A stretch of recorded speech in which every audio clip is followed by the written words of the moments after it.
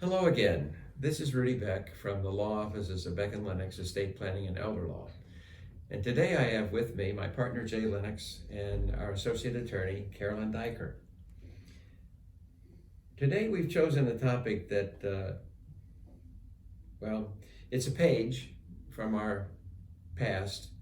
Everything that we talk to you about is at least one page out of an actual client situation, but this one is particularly unfortunate, actually disgusting from our point of view. And here's the framework, though, of the fact situation that we were presented with. I had done the estate planning for mom and dad about 20 years before, when the kids were young, and I hadn't seen them since. So the daughter, who had been living with mom for the last 3.5 years in mom's condo, did not know that we also did elder law. It's one of the reasons why we're doing these videos, is to help get the word out, help people understand that there are things that can be done. But at any rate, the daughter and her 3 children have been living with mom for the last 3.5 years. The daughter was holding down 2 different jobs, working in a clerical world during the day and as a bartender at night. And mom was still able to basically help take care of the kids while the daughter was working, until it got so bad that mom had to go to a nursing home. So she goes to the nursing home, and the nursing home found out that she had a residence, but they didn't ask any more questions.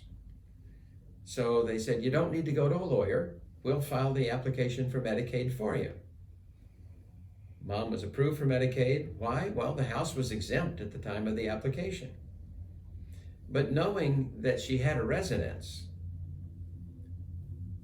what question should the nursing home have asked?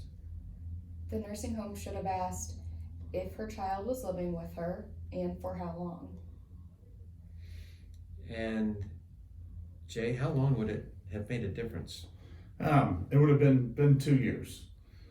And you have to have, but for the child living with mom, but for if that would not have occurred, would she have had to have gone into skilled nursing? Right. So if this case, if the daughter hadn't been living with mom, would she have been able to stay at home and fend for herself if she was there simply by herself? And if a doctor would have written a letter saying, no way, for the last 2 years at least, she would have needed institutional care, but for the daughter living with her, what could have been done then with regard to that house? Caroline? It could have been given to the daughter, transferred to her. Exactly. But instead, here's what happened. Mom was in the nursing home for a couple of years. The house only had about $60,000, well, the condo in this case had about $60,000 of equity. And when mom died, 2 years later, Medicaid had the right to file a lien against the house and recover every penny that Medicaid had paid for mom's benefit. They didn't recover everything they paid, but they caused the house to be sold, and they took all of the equity from the sale of the house. Her daughter and her 3 children were out on the street. They had to find another place to live. So they went someplace and started paying rent. Instead, they could have had a house and had continued to pay off the mortgage or got it refinanced at the time. That's just one of the examples of how coming to see somebody like us, who knows the law, who asks enough questions to find out the facts, and can apply those facts to the law, can make a substantial difference for your family. In this case, I'm sure the nursing home obviously was doing what they thought was the right thing to do. They're in the business of caring for people. So of course they did everything they knew they thought, or at least what they thought was the right thing. But they're not in our business. They're not in the Medicaid qualification business. They're not in the business of knowing how to ask all the right questions to see whether or not there are exceptions to what most people believe.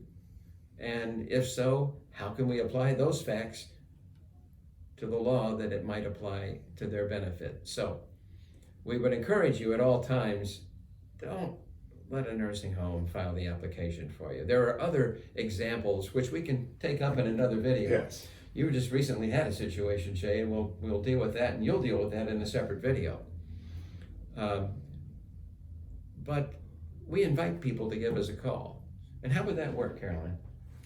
If you or somebody you know is facing a similar situation, please give us a call at 636-946-7899 or reach out to us on our website at www.beckelderlaw.com. Thank you so much. And what do we really need to remind people about them coming to see us? Yes. Every consultation is a free consultation. So you can come in and we can talk, and there's no charge to you, and we can find out what we can do for you.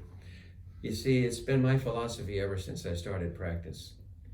You shouldn't have to pay us to find out if we can help you. So we want to make it as easy for you to access us as possible. So please, give us a call or contact us on that website. Thanks for tuning in.